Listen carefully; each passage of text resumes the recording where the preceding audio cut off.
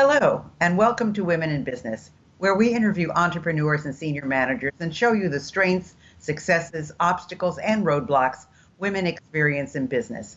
Since I believe every person in business needs to be visible, I'd like to invite you to watch www.sob6, that's the number 6, tips.com, which will give you some valuable information should you get the call to be on radio or TV, which I think is extremely important.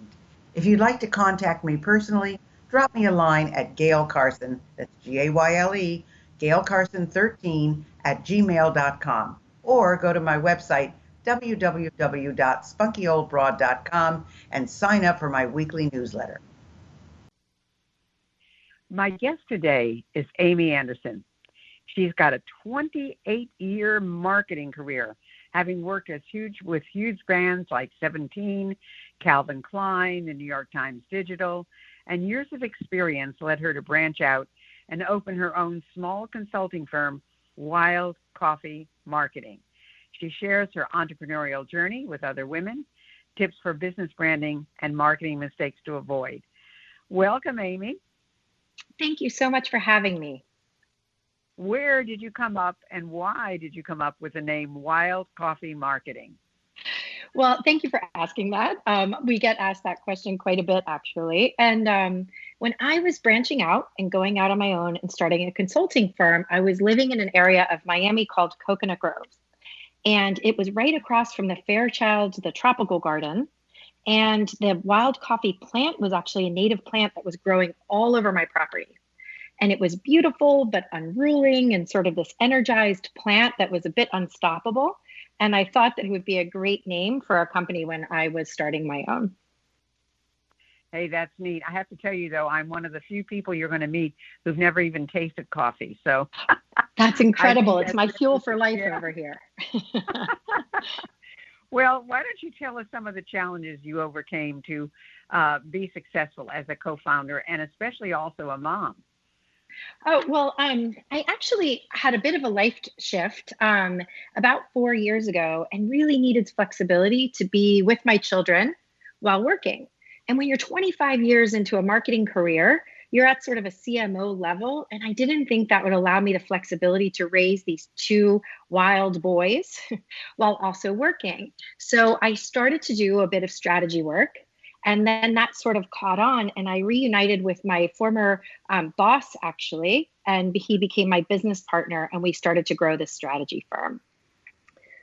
Wow, that's fabulous. Yeah, wow. Go ahead. I'm sorry. I didn't mean to interrupt you, but I think it's great that you were able to partner with a former boss. Yeah, so which is incredible. He hired me actually in 2004, and we had been working together off and on just on some small projects. And I really find that finding a partner that complements you is a really important part of business and success in that. We complement each other quite a bit. He is very sort of very operationally focused. And I look more on the creative marketing side, delivering strategy and sort of branding for our clients. So it's been a partnership that's very powerful. You know, that's a really, really important lesson. I hope the listeners are paying attention to that, because we have a tendency to want to go into business with people like ourselves because we like them and we get along with them and we think they're fun and all of those things. But that is not necessarily a good match. For example, just like you said, he is more operational, and I would need somebody who's more detail oriented and who makes sure that every T is crossed and the I is dotted. And I'm more, big vision and grand vision. So, but you also now are managing large teams remotely, which I guess a lot of people have had to learn to do in the pandemic. So what did you learn by managing these large teams remotely? What are the things that you discovered that work and that don't work? Well, when Wild Coffee started, we've always been a remote team. So when the pandemic hit, there was really no shift for us other than that we were not spending time on site with clients. So I believe that really focusing on your onboarding process, when you have a new hire, what is your proven system for bringing them into the fold? both from sort of working with clients to your own internal process. And we've always tried to run Wild Coffee like it's a big company, even when we were 3 people, 5 people, and now we're about 16. So, what systems are in place? How do you bring people in? And then how do you collaborate and use technology to really allow people to communicate well, share ideas? And then how do you create culture, right? We're not sitting in the same office and looking at each other. We're all in different locations. And that's something that has to be very intentional, all of that, when you're running a remote team. Well, that's true. And I would certainly think that, it's difficult when you're not eye to eye, but also in some ways it's better because you don't have a lot of the distractions that you might have in a eye to eyeball kind of thing. But you also make a distinction between an advertising agency and a marketing consultancy. So what would you say the differences are between them? Because most people, when they think of an ad agency, they think of, what they see on TV, what the commercials are. But there's a lot involved besides that. So what are the differences as you see them? Well, I'm so glad you asked that, because that is sort of the tenet of why we exist. We believe that marketing is really appropriate in many cases to be outsourced. And the difference between a consulting firm that you hire to outsource and an agency is that an agency is often delivered a strategy that is pretty complete by a CMO or a marketing team in-house. The difference with Wild Coffee and what we do is that we actually act as the outsourced team. So every company needs a CMO, right? Whether you're just starting and you need strategy, or you're an established company and maybe you're in a turnaround situation, a growth situation, but that strategy needs to be done. And that's something that we do. And what we found when we started was that it's one thing to deliver strategy, but then a lot of companies, even between $5 and $50 million in revenue, for example, don't have the team in-house to actually implement the strategy. So we will go and work very closely with CEOs and founders to develop their marketing strategy from branding through digital. And then we'll piece together a team for them that will actually handle the implementation, right? As marketers, we're expected to go so wide and so deep now that it's very difficult for medium-sized companies to actually handle that and cover all the bases in-house without falling behind. So when you do this, when you develop all of this, I'm assuming that as you bring new people on, there's a philosophy that they can buy into. But what startup lessons did you learn? What do people need to know when they're first beginning? Well, I think you need to be ready to pivot really quickly. When we first started, we thought that we would be able to standardize digital, right? So that we would do these digital strategies and we'd have sort of different levels and packages to work with us. And then we would be able to go sort of broad in industry and have lots of clients and run them in a very systematic way. Well, it turned out that people wanted to go a little deeper with us, that they wanted some more customization. They wanted us doing a lot of the creative. So we had to pivot and change the people we hired and the way that we approached the work so that we could deliver on the needs of the customers that we were finding. So what our original strategy was is not where we are now. And I think you need to be really ready to adjust and pivot and really look at customer needs and see what people are looking for in the market. Isn't that funny how life has a way of throwing you a curve? Oh, wow, this is the way we're going to do it. No, you're not. And absolutely not. Right. And, you are lucky because you were working in this environment to begin with. But just think about those people who were in a very regimented office situation where everybody was in a cubicle and, they were doing things a certain way. And then all of that was taken away from them. They were the most, I think, hardest hit of any business, whatever the business was. They were the hardest hit because they had to do such a pivot that, their head was swimming. So you also make a differentiation between content marketing and creativity. So let's talk about your strategy for creative business naming to begin with. And of course, your own firm is I'm known as a spunky old broad, and you're known as Wild Coffee Marketing. So we each have our own creativity there. But what is your strategy for creative business naming?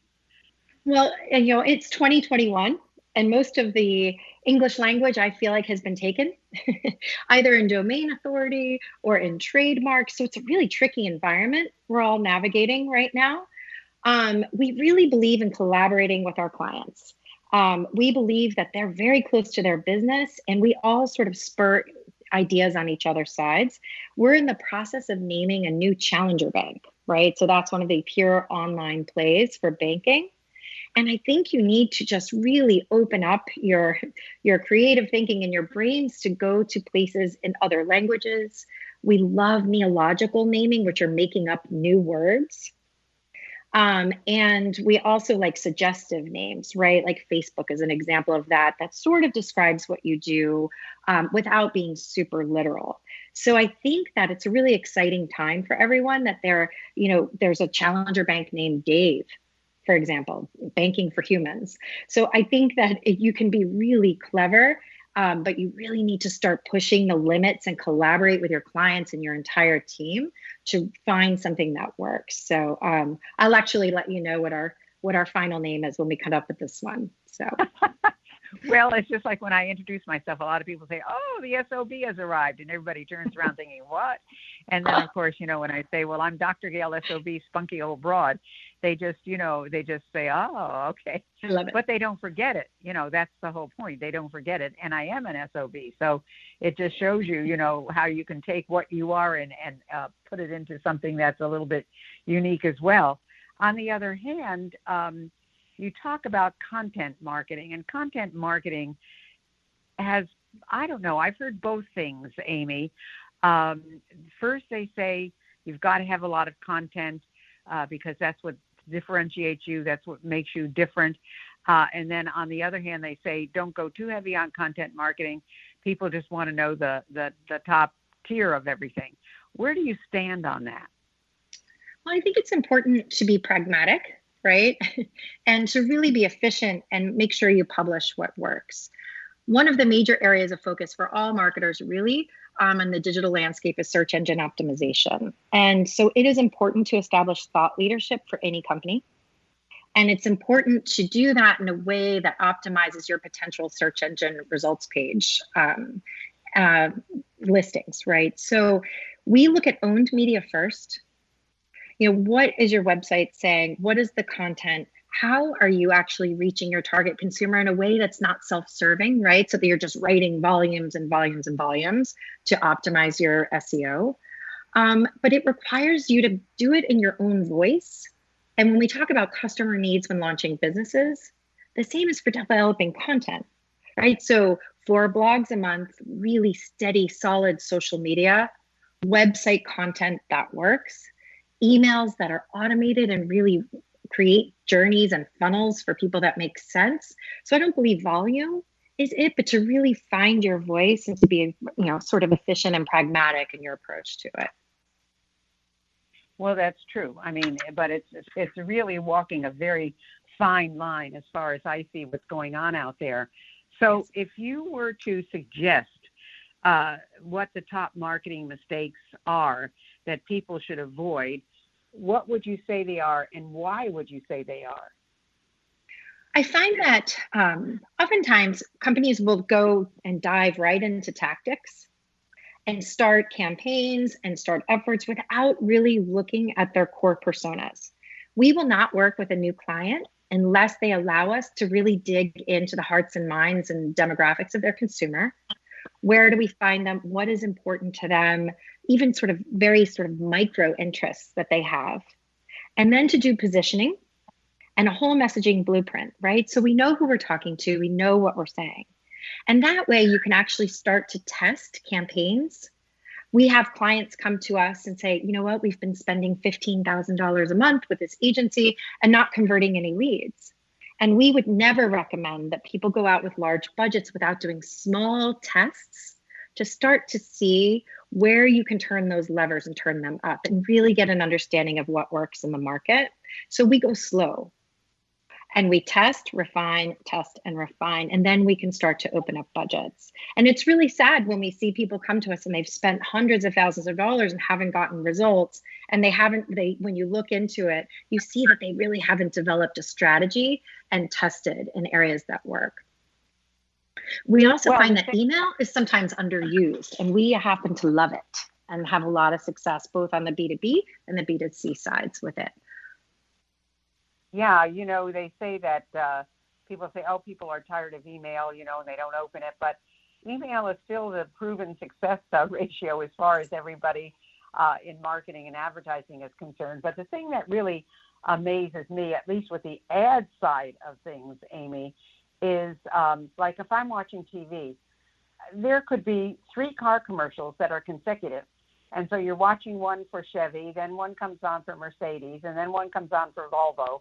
And they're one right after the other. And I'm thinking, boy, talk about confusion. I realize they're all different brands, and Chevy is the least expensive, and Mercedes may be the most expensive, and Volvo may be the safest, but they still are cars that get you from point A to point B. And so I find that, and then I'm also finding that today's ads, half of them, I don't even know what they're talking about because they're so convoluted and they got so fancy and they have such a weird storyline that I'm thinking, what am I watching? So where do you come down on the various ads that you see? Well, it's interesting when you talk about sort of the clutter and confusion. There's a new way, and I know it for some people it maybe almost feels too much, which is why it's called over the top. But we can actually tie an IP address. So if you are looking for a car online, in many cases we know where those people are and can target them on television. And the key to that, and that's not looking at an individual, it's data en masse, but we can actually deliver ads and content that are relevant to you in a time that you may be in the buying cycle. And I think really just being straightforward without trying to do a Hollywood production for your broadcast really makes sense. We have a client that has multiple locations, about 120 of stretching gyms nationwide. And we have a celebrity spokesperson who just bought 20 locations, who's just retired from the NFL. And we just try to be straightforward, right? And not get too clever and say, I'm starting real life after the NFL and the stretching helps me stay flexible, and really just deliver sort of plain English language. And I think that really resonates with a lot of people in the market. Well, there's no question. I mean, I just look at these commercials and I say to myself, what are they talking about? And some of them, have so many visual effects that I don't even know what they're doing from one minute to the next. But it is interesting, Amy, and it's something that I'm sure, especially digitally, that you have to keep up with because it's always changing. And there's always new technologies that's coming on the market. And you have to keep up with them and you have to know what's going on. So how do you think, other than targeting specific customers, how do you deliver better value through both your messaging and positioning? Well, as I said, the content, I think, is key. And I think really understanding where someone is in the buying cycle and how you can meet those needs and really sort of start to look at special offers, I think really resonate with people as well. So you recognize that they're in this sort of consideration phase in a funnel. So how can you deliver something that's useful to them? Sometimes that's entertaining, or that gives them some sort of benefit, right? We're working with a client now that's consolidating 120 tuxedo rental stores across the country under a single brand name. And so it's prom season and weddings are starting to emerge, right? So when people are in the process of renting their tuxedos and getting their bridal party together, we're delivering them things like calendars to help them know what they need to do at one point, inspirational looks. And so we're just really looking at that experience of the consumer and saying, how can we help them and deliver things that really help them through this journey while they're booking and doing business with us, and focused on that customer experience and not so much in being sort of clever, outrageous visual effects, and outside the box in that way. Yeah, I'm amazed when I search for something and then the next thing I know, there's all these ads popping up that are relative to it. And I'm thinking to myself, well, they've been monitoring me and they're following me around digitally. So I see what's going on here. So it's really interesting how all of this has kind of morphed into what it is now. So what would you say is your biggest struggle or opposition with the kind of thing that you do, Amy? In other words, there are certainly other digital agencies out there. There are certainly other people doing what you do. What do you find is your biggest, I won't say competition, but your biggest struggle in keeping up with what's going on in today's world? Well, I think it's a new concept for many, sort of medium-sized companies to say, wait, can I really outsource all of my marketing? And again, it's really to help people understand that there's a difference between an agency model and one like ours. We actually, in most cases, my business partner and I, or a senior consultant, actually attend meetings in the C-suite every week. So we really do sit in that. And I believe that marketing net needs to have a voice in the C-suite because we own customer data. We are responsible many times with working very closely with sales to accelerate growth. So that it's a very different way of working when you fully embed yourself inside a company and make it work in that way. In many cases, we've actually had teams of marketers reporting into Wild Coffee as consultants because it's that kind of trust that we have with our clients. So that when we're doing strategy, you really get into sort of the nitty gritty and growth plans of a company. And then we can't just deliver a deck and leave, right? When I was at the New York Times Digital in the mid 90s, we would have McKinsey or some of the big consulting firms come in, they deliver a strategy, and then they go. And it frustrated me back then because I said, well, maybe we need some support in implementing all of this. And that's what we're able to do. So it's not giving us a brief and say, develop this campaign.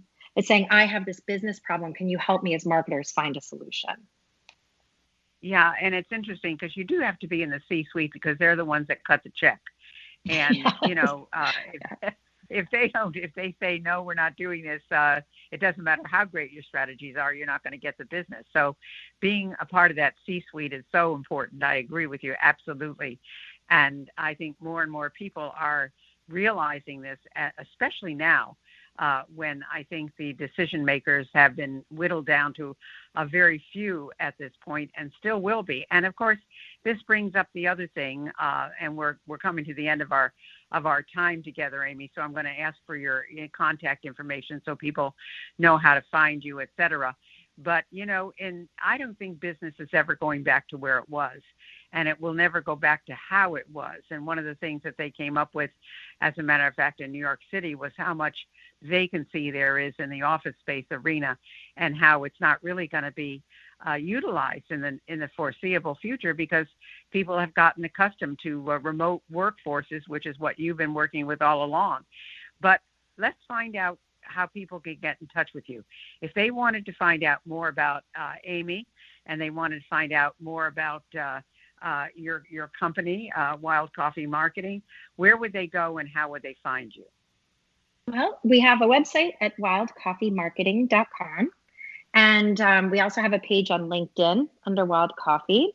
And my email address actually is Amy, A-M-Y, at wildcoffeemarketing.com. Okay, well, that's not difficult to remember. Wild Coffee Marketing certainly is unusual. And if you want to get a hold of Amy at wildcoffeemarketing.com. And you can go to their website, see what they do. It'll give you an idea if this is something that you're interested in. And, there are those of you out there who might be saying, well, I really can't afford a firm like this. But, they can't lose anything by talking to you, Amy. And I'm sure that you can give people a lot of powerful suggestions, even if they don't become a client. So that's important as well. And absolutely. I guess, the difference also is the difference between marketing and PR and advertising. There is a difference. Marketing is being aware. Sales is closing the deal. Ads is where they can see it. PR is when you're on the tip of somebody's tongue. So there's a lot going on there in your business. And we have about 2 minutes left or a minute and a half. What have we not covered that you would like our audience to know, Amy? Well, I really wanted to emphasize, I'm super proud of the team that we've assembled. And I think that's really important when people are looking at hiring, that when you start a business, it's very important to cultivate culture, especially in a remote type of situation, right, with a distributed team, and then really onboard new employees based on those values, right? So whether it's partnering with clients or your energy or integrity or doing what you say or being lifelong learners, I really believe that helps cultivate a sense of shared purpose and helps you hire and assemble a team that when someone hires you as an outsourced firm, they know what they're getting because we all live by the same values. And I think that's one of the most important lessons that we've learned along this way. And it really kind of helps create a very strong, cohesive, and happy team. Well, you heard it here, folks, from Amy Anderson. And I agree with you 100%, Amy. They say things can be taught. You know, you may have certain skills, but if your culture doesn't belong with the culture that you're joining, it's not going to work. So I hope that you've learned a lesson from Amy today, and maybe several lessons. I want to thank you so much for being with us today, Amy. It certainly has been my pleasure getting to know you. Thanks so much for being here. Thank you so much. Thank you for having me. Thanks for listening to Women in Business. I hope you enjoyed today's show. And if you have any suggestions as to who you'd like me to have as a guest, just email me at gailcarson13@gmail.com. Be sure to check out www.sob6tips.com. And in the meantime, go to www.spunkyoldbroad.com to see the resources I have for you.